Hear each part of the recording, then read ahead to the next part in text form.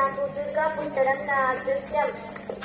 సరే దక్ష, నేను నీ ఇంట సతీదేవిగా జన్మిస్తాను.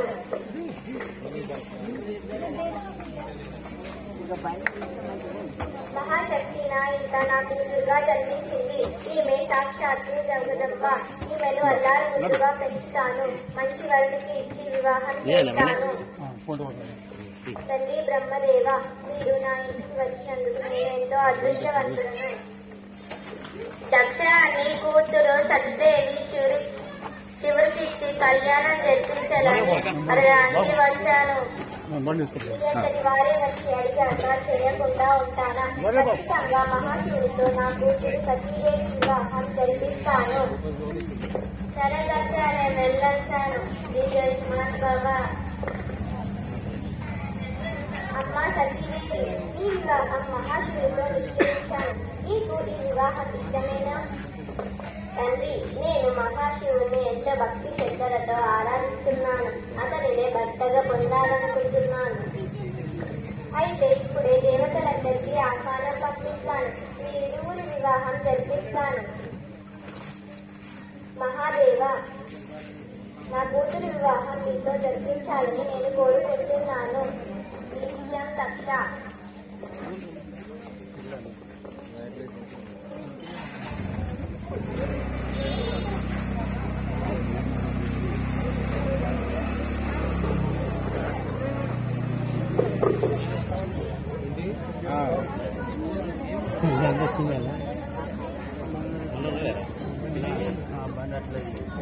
నిషతో పాటించారు.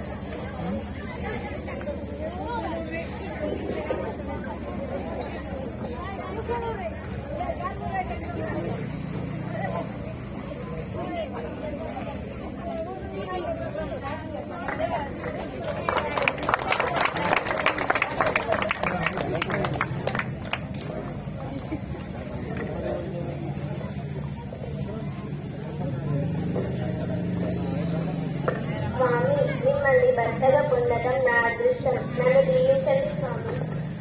సుమంగళి భవ. దేవి, నువ్వెంతో అల్లారు ముద్దుగా దక్ష ప్రజాపతి కూతురుగా పెరిగావు. అంతటి వైభవం ఇక్కడ లేదు. స్వామి, మీ చల్లని నీడలలో ఉండడమే నాకు వైభవం. నాకు మీకన్నా ఏమీ ఎక్కువ కాదు. తండ్రి మహాదేవ, మహర్షులంతా కూడి ప్రయాగాల్లో మహాయజ్ఞం చేస్తున్నారు. దేవతలంతా కూడి వస్తున్నారు. తమల్ని కూడా ఆహ్వానించారు. దక్షుడు కూడా వస్తున్నారు. సరేనండి, ఆ మహాయజ్ఞానికి వెళ్ళి వద్దాం. సతీ, నేను ఆ మహాయజ్ఞానికి వెళ్ళి వస్తాను. సరే స్వామి.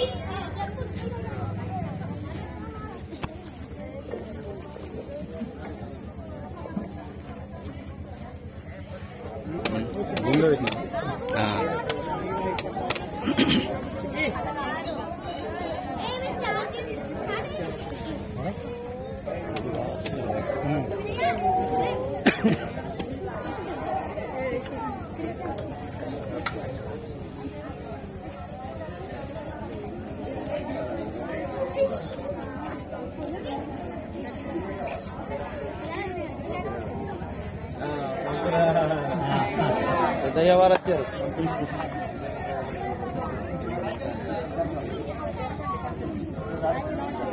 ఆడబెట్టులు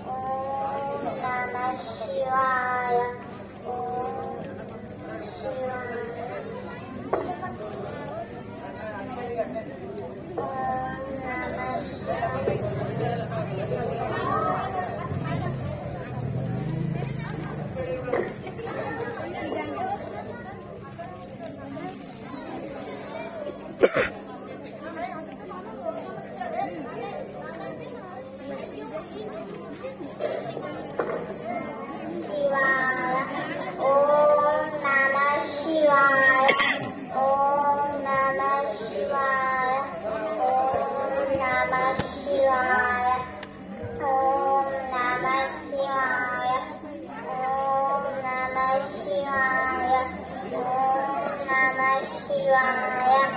ఓం నమః శివాయ.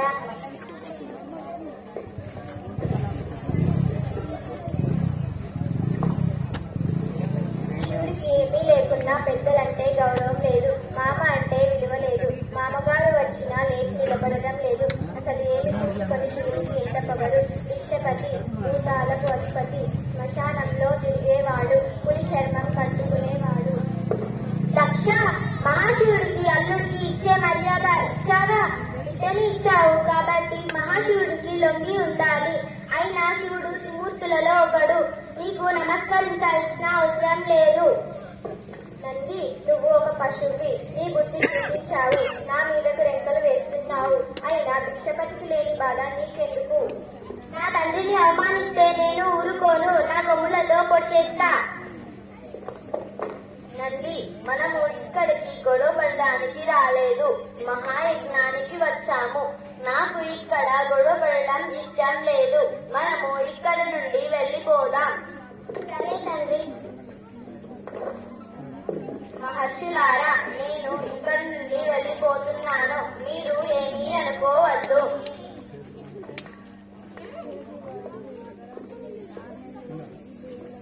ఈ మహాయజ్ఞం శివుడి నుండి జరగలేదు. శివుడే యజ్ఞం, యజ్ఞమే శివుడు. శివుడిని నిందించడం మహాపాపం. దక్ష, శివాపరాధం మహాదోషం. తప్పు తెలుసుకుని శివుణ్ణి క్షమించమని వేడుకో. నేను శివుణ్ణి క్షమించమని వేడుకోవడమా? అది నాకు అవమానం. నాకు అవమానం జరిగిన చోట నేను ఉండను. శివుని పేరు చెప్పుకొని మహాయజ్ఞం పూర్తి చేద్దాం.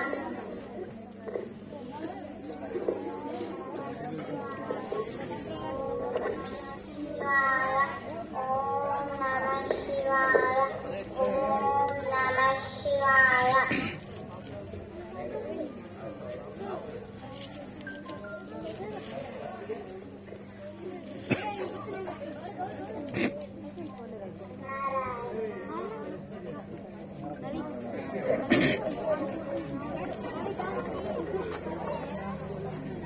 నారద, నేను ఒక మహాయజ్ఞాన్ని చేయాలనుకుంటున్నాను. ఆ యజ్ఞానికి అందరినీ ఆహ్వానిస్తాను, ఒక మహాశివుని తప్ప. సరే సోదర.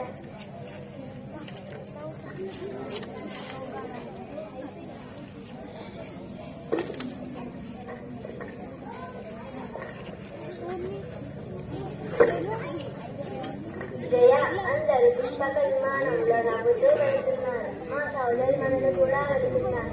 వాళ్ళంతా ఎక్కడికి వెళ్తున్నారు జయ? తల్లి, నాకు తెలియదు, నందిని అడిగి చెప్తాను. సరే జయ, వెళ్ళి నందిని అడిగి చెప్పు. నంది, అందరూ కలిసి ప్రయాణం చేస్తున్నారు. వారు ఎక్కడికి వెళ్తున్నారు? ఏమో చెప్పను జయ. ఆ దక్ష ప్రజాపతి మహాయజ్ఞాన్ని చేస్తున్నారు. అన్ని లోకములకు ఆహ్వానం పంపినారు, కైలాసానికి మాత్రం ఆహ్వానం పంపలేదు. ఈ విషయం నా తల్లి సతీదేవికి నేను ఎలా చెప్పగలను? సరే నంది. తల్లి సతీదేవి, నీ తండ్రి దక్ష ప్రజాపతి మహాయజ్ఞాన్ని చేస్తున్నారు. అన్ని లోకములకి ఆహ్వానం పంపారట, కైలాసానికి మాత్రం ఆహ్వానం పంపలేదంట.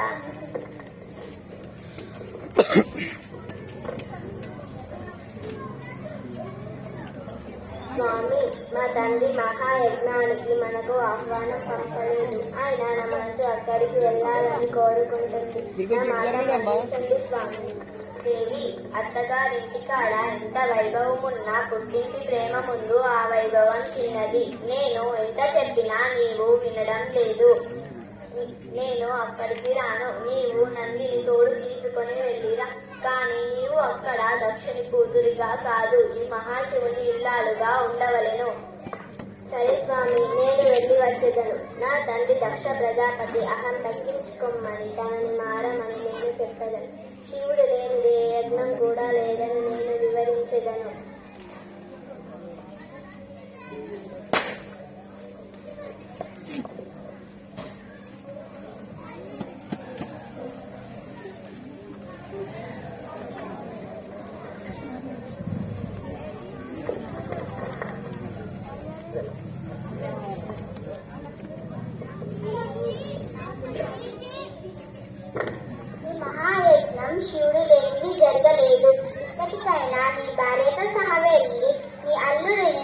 కూతురిని తీసుకొనిరా.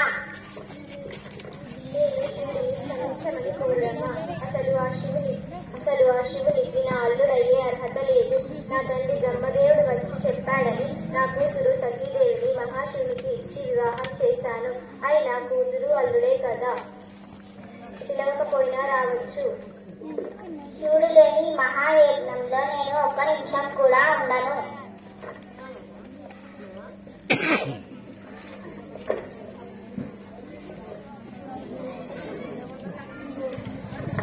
నంది, మీరు నాకు తోడుగా వచ్చినందుకు నాకు చాలా సంతోషం. కానీ మీరు ఇక్కడే ఉండండి. నా తండ్రి మిమ్మల్ని శివభక్తులుగా గుర్తించి గౌరవంగా పిలిచేయండి. సరే తల్లి, మీరు చెప్పినట్టు మీ తండ్రి పిలువనిదే లోనికి రాదు. జయ, నీవు నా వెంటరా. సరే తల్లి.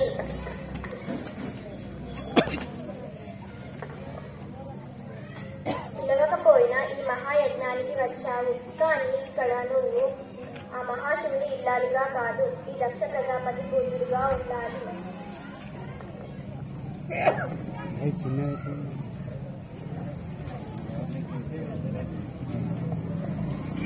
నా భర్త ఎంత చెప్పినా నేను వినలేదు. నీకు బుద్ధి చెబుతానని వచ్చాను. సర్వ దేవతలందరి చేత నా భర్త మహాశివుడు పూజలు అందుకుంటున్నాడు. విముక్తులలో ఒక్కడు. అంతటి నా భర్తలను చులకన చేస్తున్నావు. ఈ మహాయజ్ఞాన్ని నేను జరగనివ్వను. అయితే ఇక్కడి నుంచి వెళ్ళు. నేను నా భర్తకు నా మొహం ఎలా చూపించను. నేను ఇక్కడ జీవించను. నీ కూతురుగా ఒక్క క్షణం కూడా ఉండను. ఈ దేహాన్ని అగ్నికి ఆహుతి చేస్తున్నాను. ఓం నమ శివాయ, ఓం నమ శివాయ, ఓం నమ శివాయ, ఓం నమ శివాయ, ఓం నమ శివాయ. దక్ష, నా తల్లి సాగు కారణమైన నిన్ను వదలను. నా తండ్రితో చెప్పి నీ ప్రాణాలు తీస్తాను.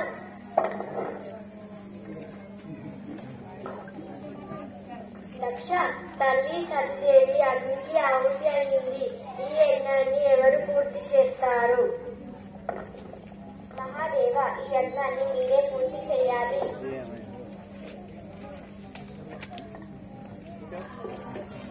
దక్ష, నీవు మహాపాపి, శివాపరాధం చేశావు. అందుకు నీవు శిక్ష ఖచ్చితంగా అనుభవిస్తావు. శివుడే విష్ణు, విష్ణుయే శివుడు. శివుడిని అంటే నన్ను అన్నట్టే, నన్ను అంటే శివుని అన్నట్టే. నేను ఈ యజ్ఞాన్ని చేయలేను.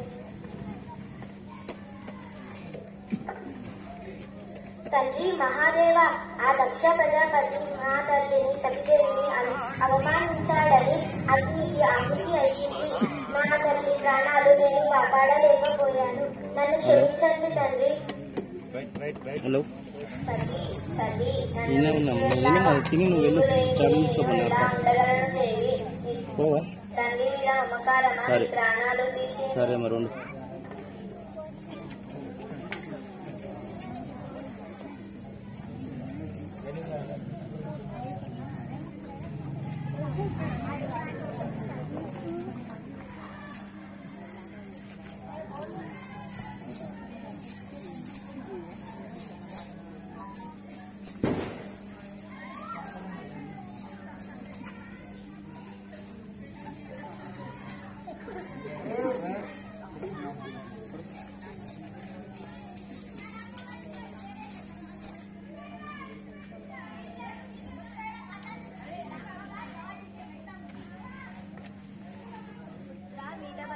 దక్ష మహాయజ్ఞంలో మీ తల్లిని అవమానించారు. అవమానం తట్టుకోలేక మీ తల్లి అగ్నికి ఆహుతి అయ్యింది. వెంటనే వెళ్లి ఆ దక్ష మహాయజ్ఞాన్ని భంగం చేసిరా.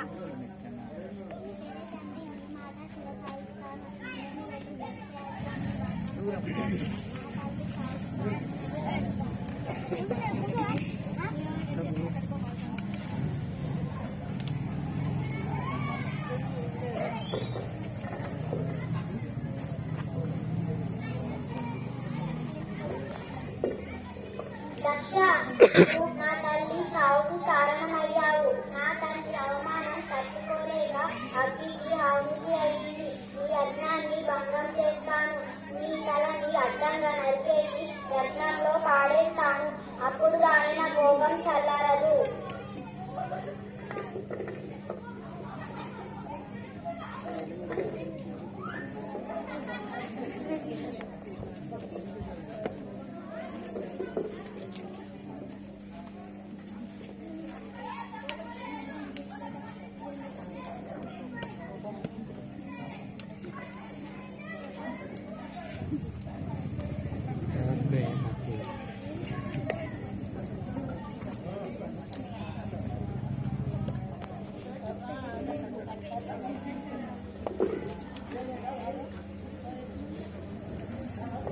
శాంతించి వీరభద్ర దక్షుని తల నరికేశావు.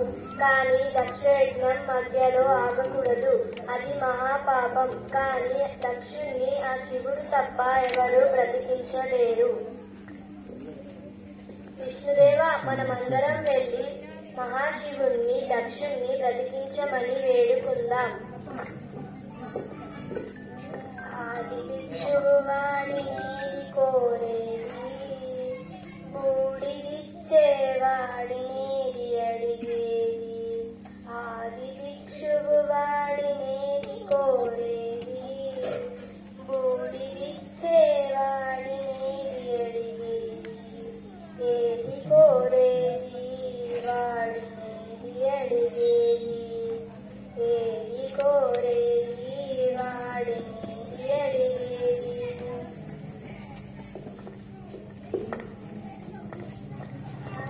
దక్షయజ్ఞం మధ్యలో ఆగకూడదు. దక్షుని క్షమించి దక్షుని ప్రాణాలను కాపాడమని వేడుకుంటున్నాము. నా సతి ప్రాణాలు వదిలినప్పుడు మీరంతా ఏమి చేస్తున్నారు? అప్పుడు రాని వారు ఇప్పుడు ఎందుకు వచ్చారు? మీకు కలిగిన బాధ నేను తీర్చలేను. కానీ దక్షయజ్ఞం మధ్యలో ఆగకూడదు. దక్షుని క్షమించి దక్షునికి ప్రాణభిక్ష పెట్టి మీ చేతుల మీద దక్షయజ్ఞం పూర్తి చేయించు.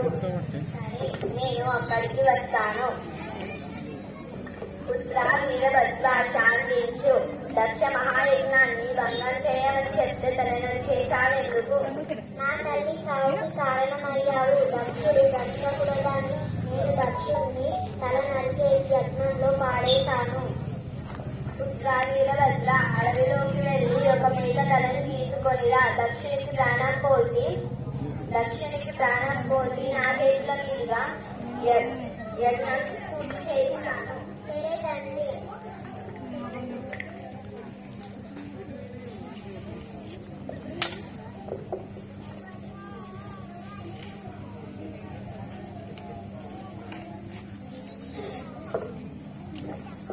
మహాదేవ, నేను తెలియక శివాపరాధం చేశాను. నన్ను క్షమించండి. దక్ష, ఇప్పటికైనా నీ అహం తగ్గించుకొని శాంతంగా ఉండు. కూర్చొని యజ్ఞం పూర్తి చేయు.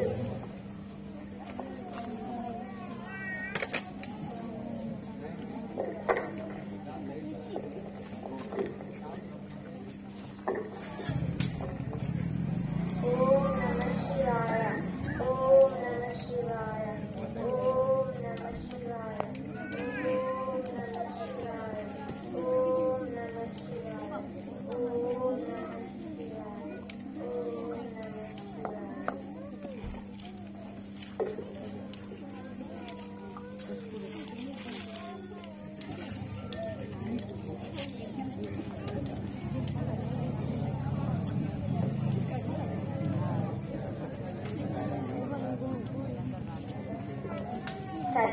సతీ, నన్ను విడిచి వెళ్ళావా? నీవు లేనిదే నేను ఎలా బ్రతకగలను దేవి? నీ దేహాన్ని పట్టుకొని లోక సంచారం చేస్తాను. నీకోసం నిరీక్షణ, నిలువెల్లా పరీక్షణ. నీకోసం నిరీక్షణ, నిలువెల్లా పరీక్షణ.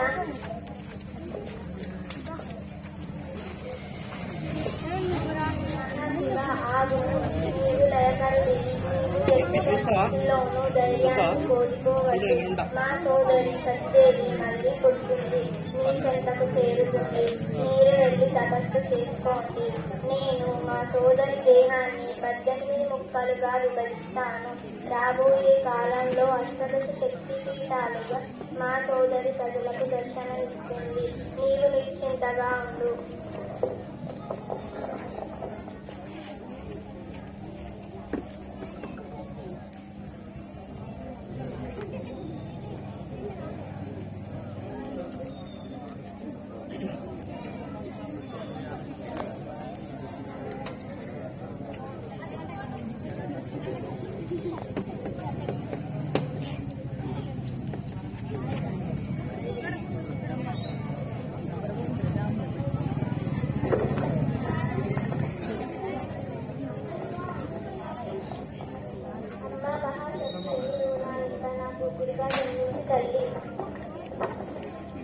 పర్వతరాజ, ఈ భక్తికి మెచ్చిన నీ ఇంటాన్ని పుత్రికగా జన్మిస్తాను. నాకు పార్వతి అని నామకరణము చెయ్యము. సరే తల్లి.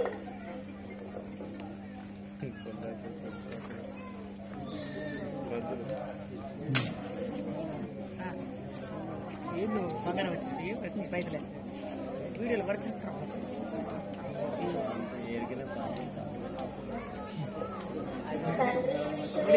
తారకాసుని వలన దేవతలందరూ చాలా ఇబ్బంది పడుతున్నారు. అతన్ని అంతం చేయాలంటే శివదంపతులకు పుట్టిన పుత్రుడు అతన్ని అంతం చేయగలడు. అందుకు మహాశివుడు మళ్ళీ వివాహం చేసుకోవాలి. అందుకు మీ సహాయం కావాలి. సరే మురారియా. కృష్ణదేవ సతీదేవి పర్వతరాజుకు పుత్రికగా జన్మించింది.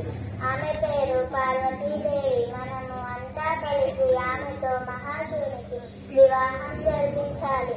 అందుకు మన్మథుడి సాయం కావాలి. మీ పుత్రుడు మన్మథుడిని శివుడిపై ప్రేమ బాణం వేసి పార్వతీదేవి పైన ప్రేమ కలిగించాలని కోరుతుంది. తల్లి పార్వతీదేవి ఎంతో భక్తితో మహాశివుని ఆరాధిస్తున్నది. వారి ఇరువురికి వివాహం జరిపించాలి.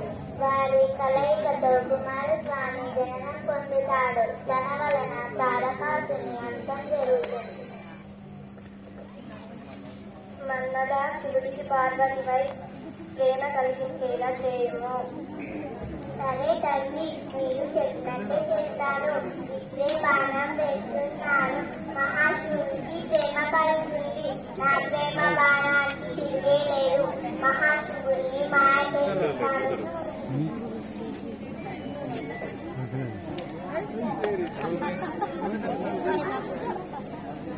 తల్లి పార్వతీదేవి, నీవు కాశీలో అన్నపూర్ణాదేవిపై కడుపు నింపే తల్లిగా మహాశివునికి కనిపించు. అప్పుడు శివుడు నిన్ను వివాహం చేసుకుంటాడు. సరే నారద.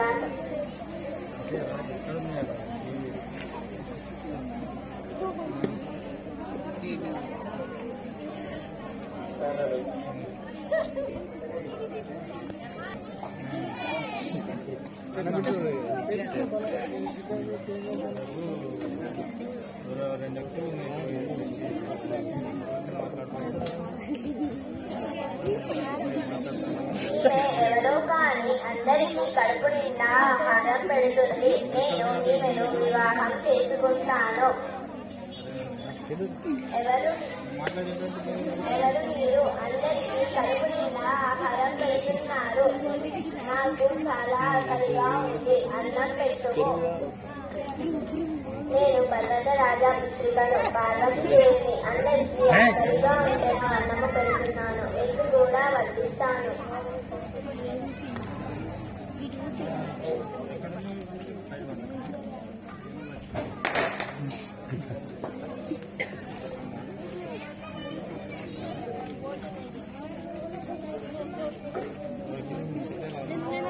సహనా భవతు సహనానస్తు సహవీర్యం కరవావహై తేజస్వినామధీతమస్తు మా శామహే. ఓం శాంతి శాంతి శాంతి. పంటలు పండించిన రైతుకు మా ముఖ్య ధన్యవాదాలు. ఈమెను చూడగానే నాకేమైంది? నేను ఎందుకు ఇలా ప్రవర్తిస్తున్నాను? నా దివ్య దృష్టితో చూస్తాను.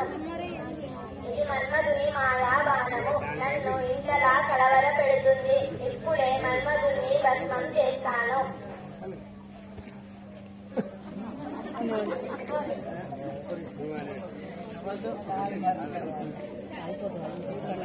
తండ్రి మహాదేవ, దేవతలందరి కోరిక మేరకు నా భర్త మీపై ప్రేమ బాణం వేశాడు.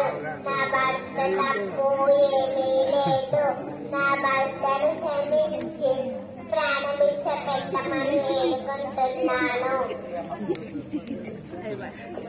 మహాదేవ శాంతిస్తూ మన్మధుని రక్షిస్తూ తారకాసుని యుద్ధం చేసేందుకు శివదంపతుల పుత్రుడు కావాలి. అందుకే మన్మధుడితో మీపై ప్రేమ బాణం వేయించాను. మన్మధుడి తప్పు ఏమీ లేదు. శివపార్వతుల కళ్యాణం జరగాలని శివపుత్రుడు పుట్టాలి.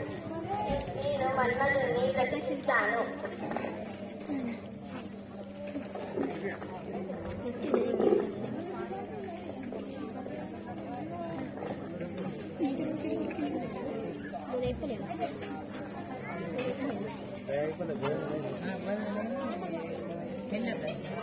పర్వతరాజు నీ కూతురు సతీదేవి మహాశివుడిల్లాలు. ఆమె నీ కల్పన పార్వతిగా జన్మించింది. ఆమెని మహాశివుడికి కన్యాదానము చేయము. సరే బ్రహ్మదేవ.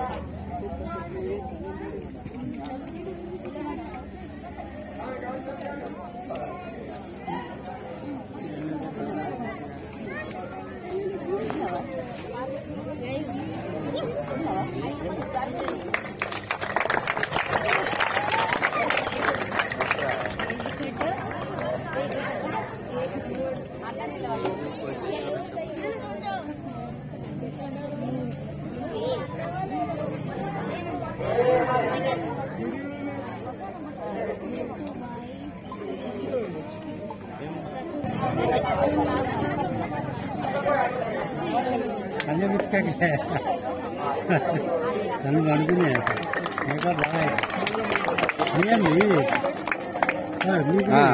అందుకే అనుకుంటా